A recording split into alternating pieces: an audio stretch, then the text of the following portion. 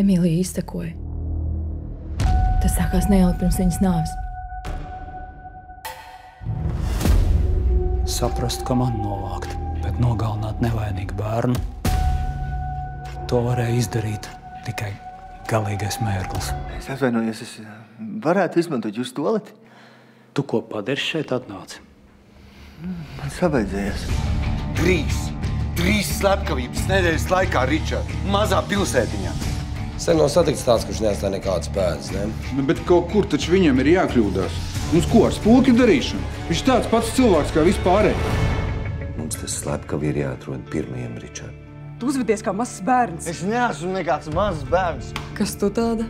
Oskara meitene? Tev vispār uz šeit nevajadzēja braukt. Būt palicis Rīgā un strādājis tur. Tālāk no manis. Lai mūsu ceļi vispār nekad nekrustotos. Es zinu, ka man nav attaisnojumi, bet lūdzu. Tev taisnība, Oskari. Nav. Varbūt tev pati dzīve saka priekšā, ka šī nav tava īstā vieta. Dzīvo vienam, lai viņi dzīvo pastāvīgi dzīvi. Saprot, ka tev viss ir asinīs. Kas jūs visi tādi esat?